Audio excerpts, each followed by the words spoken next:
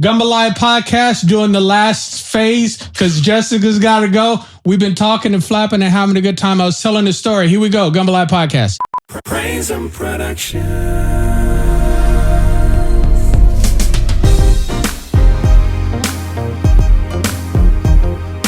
Story. I remember being at home and me and a neighboring friend had some, I can't remember what happened, but me and a friend were at odds. And we ended up at my house and my mom was listening to us talk about it. And I remember my mom comforting my other friend, comforting, it was a female. And I'm like, yo, I'm upset too. Like, why is she getting the comfort and the love and the woo, woo, woo? And I'm standing over here in my own kitchen. Well, my kitchen, but my home's kitchen. What's the deal? And so we went through the situation, talked about it. Mom, we walked her home, and then we didn't talk a lot on the way back. And I was in my feelings. And we got back, and she was like, "Sit down." And I was like, I don't want to talk. Like, why don't you go talk to her some more? You know what I mean? And she said, "Sit down." I sat down. And I remember her looking at me and saying, "You completely skipped over how she felt in that situation." She was like, mom truth. It's like, just kill me. Yep. Yeah. She was like, that wasn't a matter of right and wrong because, y'all had a disagreement that happens. And she said, but that's your friend. And you made her feel like you didn't care how she felt. And I'm like, damn, I'm ready to kind of unleash, like, what kind of mom comforts that, I was ready, I'm not ready, but that's what was in my head. But I remember thinking she is 100% right. I didn't for a moment think how she was feeling with all the stuff that I was saying about something that really wasn't even a big deal to me. And I think I said something along those lines, like, I didn't think it was a big deal. And my mom said, how does she feel? Does she think it was a big deal? And I was like, well, yeah, that's why she was crying and upset and all this kind of stuff. And then I said, well, why did you respond to her like that? And my mom said, because you were being mean. She's like, it doesn't matter that you were right. It matters that you were being mean, and she's your friend. So if you want to keep a friend, you can't be mean to your friends. That's a good mom. And I had to sit in it. Yeah.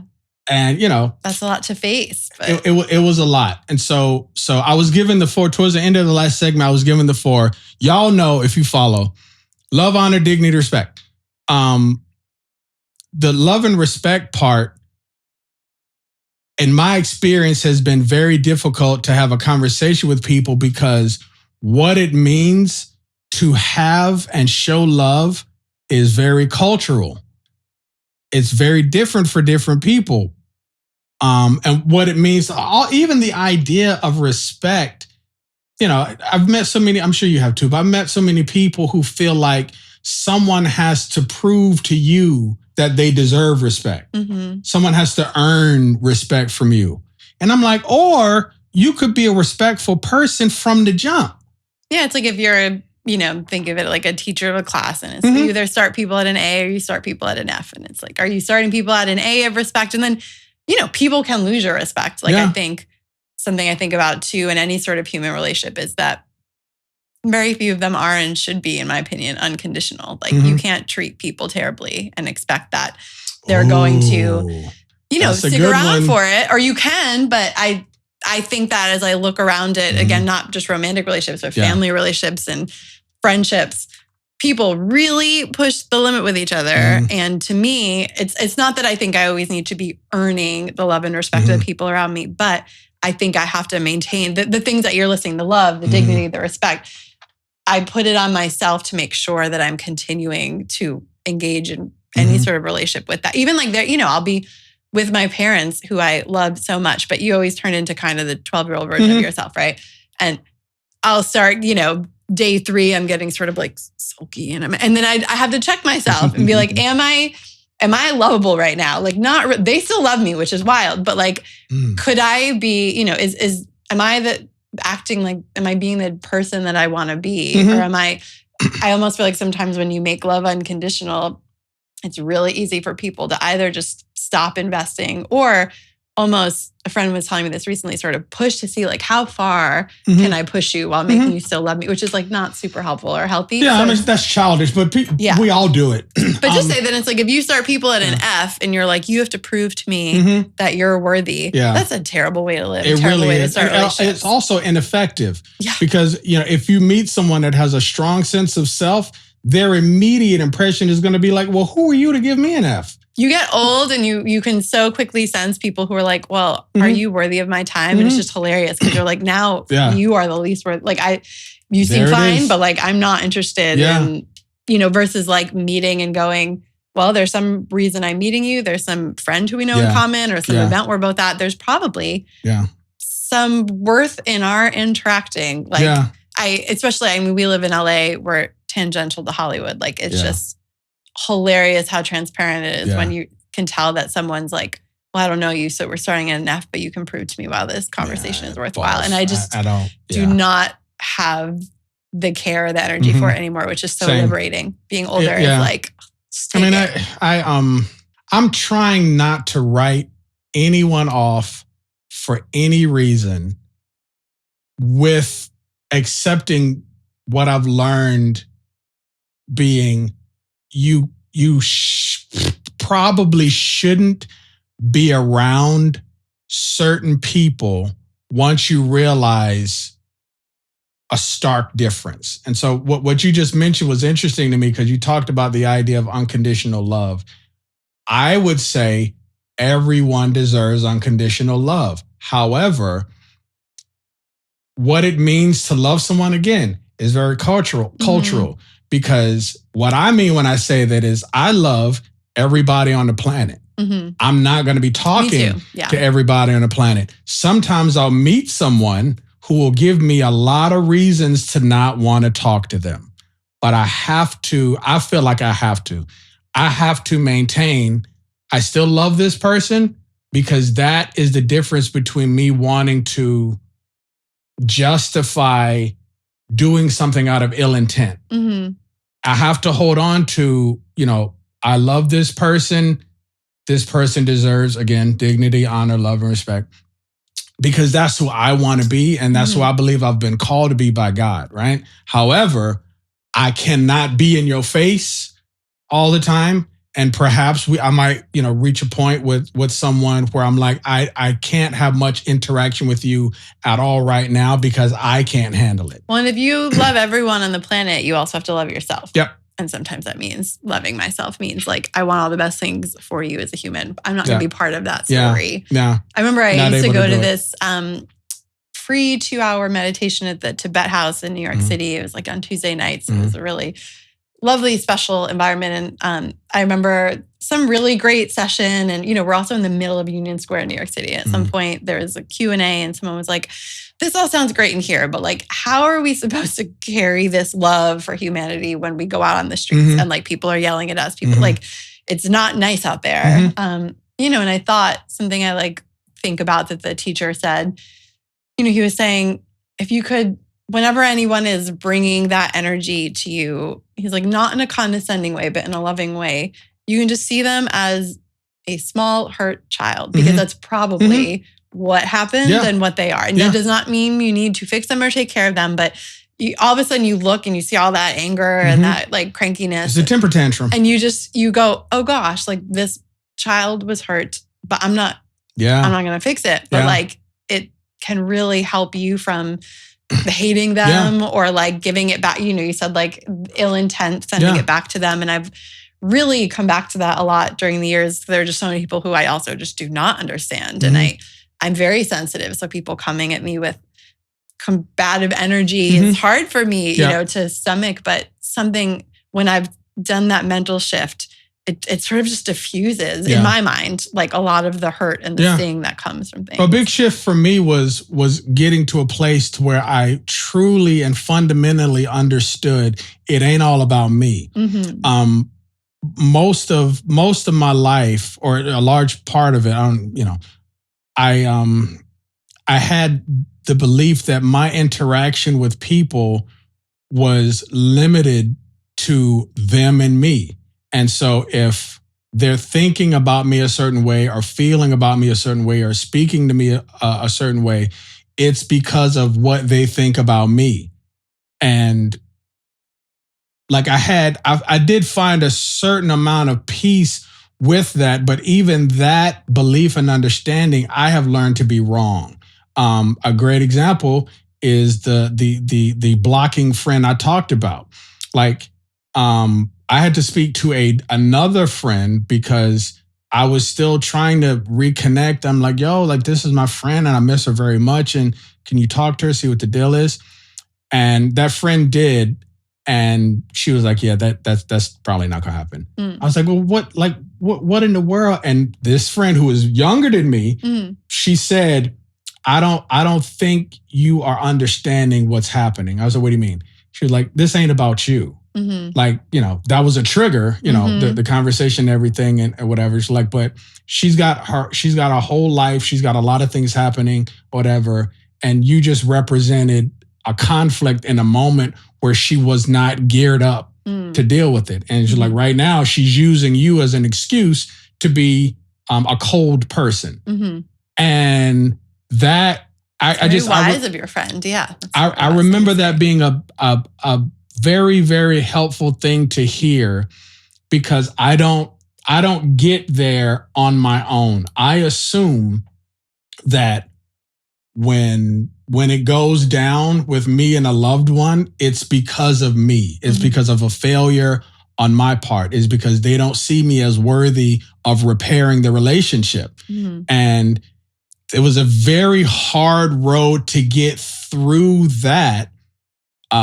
Because that's just, you can't embrace your humanity without accepting it. You got to accept it first, and then you can find the beauty in who you are and remember that when someone can't say it to you, when somebody can't say, no, you're great.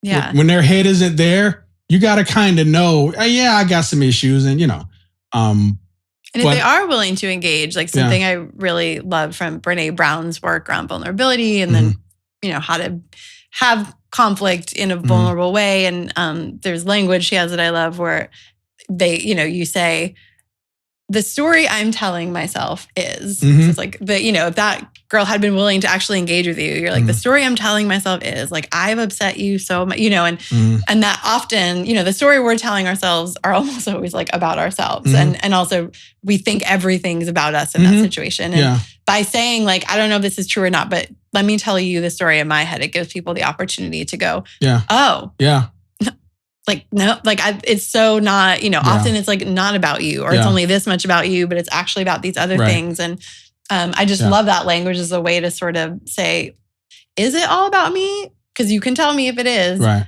If it's not all about me, can you clarify, and just a way to, obviously, again, like that girl was not in any way going to be ready for that. But it's like, even with people who are willing to engage, how can you basically say, is this totally about me or not? And I find that that's like such helpful language. Like the story I have in my head is, I've pissed you off. You don't love me anymore. You don't want to hang out with me. You realize everything about, and that person's usually like, okay.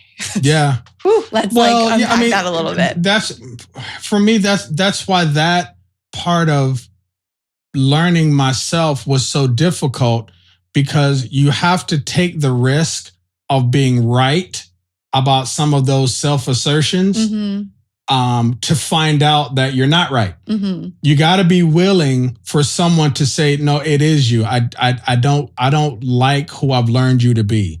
Like, you don't want to hear that. So everybody has a certain amount of emotional dismissiveness that is self-preservation. You know what I mean? We all enter into a traumatic situation, whether it's an encounter or a choice to engage, and your fight, flight, freeze, or fawn response is activated subconsciously. Or I don't know. It's just funny because it's already what we're thinking, even if it's subconscious. So it's, it's something that my therapist has said sometimes is that, like, people are way more capable of facing the truth than we think we are. Yeah. So we will avoid all sorts of truths because we think it's going to crush us. Right. Almost always. We're like, ooh, well, that hurts a lot. But like, okay, I will like figure out how to move past it. Whereas when we don't actually seek the clarity, our brain is still guessing that's probably what it is. Right. We're still feeling terrible. Yeah. Like, I found it to be mostly true because people forget the difference between entertainment and reality. I've had so many conversations with people where I will ask, why aren't you saying that to them? You're saying this to me and it makes sense, but I can't answer that question because you want to know their answer. Why aren't you saying that to them? And usually the response is because I don't want TV show, movie scene, like all this stuff that I'm like, well, that might happen, but it might not happen. And if you don't actually say what it is that's in your heart and on your mind, you don't give them the opportunity to say to you that is something different, or to kind of clarify, well, yeah, I feel like that, but I would never say that to you, or whatever the case might be. You got to open the door. Yeah. It has been a lot of fun, Jess. I appreciate you agreeing to come through because, I got a whole 12 subscribers, maybe. I might be up to 12 or whatever. So, you didn't have to, and I appreciate it. But this is a lot of fun for me. It's pure fun. And it's also what I'm hoping is an act of service. Because as we've been talking, a lot of people do not have identified individuals in their life that they can go to for wisdom. So listening to a conversation between two people, if at minimum is a way of somebody understanding, oh, they've gone through that as well. Even if nothing we've said has been mind-blowing or life-changing or whatever, I think we hit some good stuff. But even if it's just simply a matter of someone listening to this and be like, oh, I can relate to that. I've gone through that. Or I never thought about it like that. Seed planted. So I do the rambling myself to share the things that for me have made a difference in filtering the incoming data and being better at deciding what verbal strategy or behavioral strategy will work best in showing my heart to people and whatnot.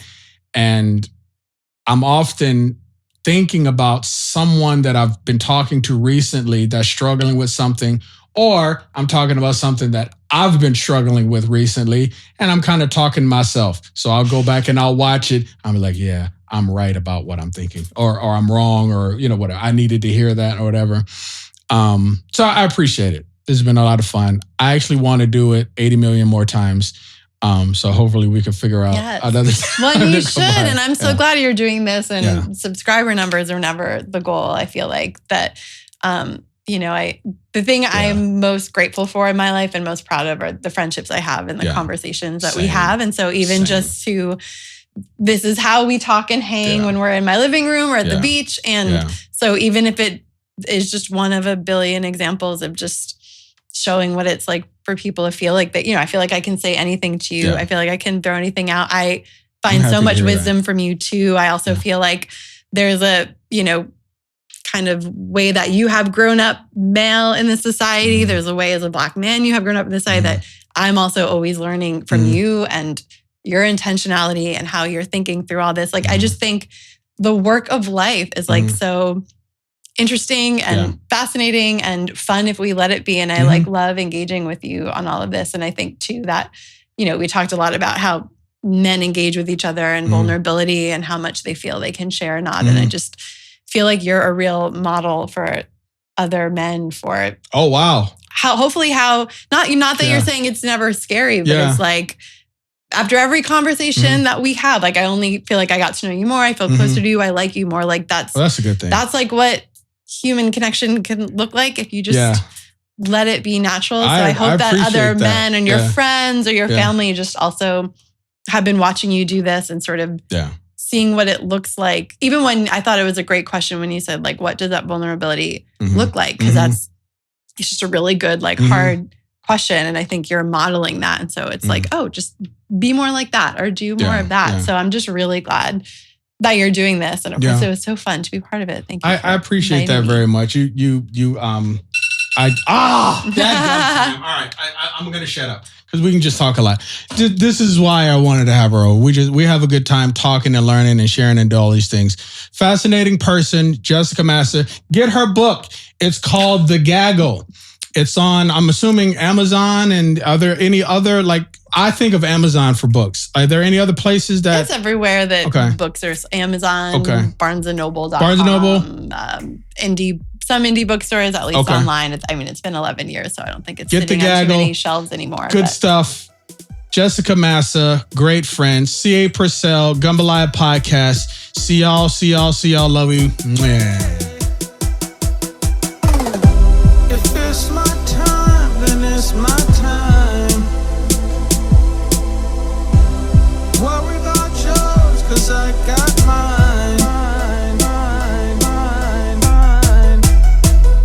'Cause I got mine.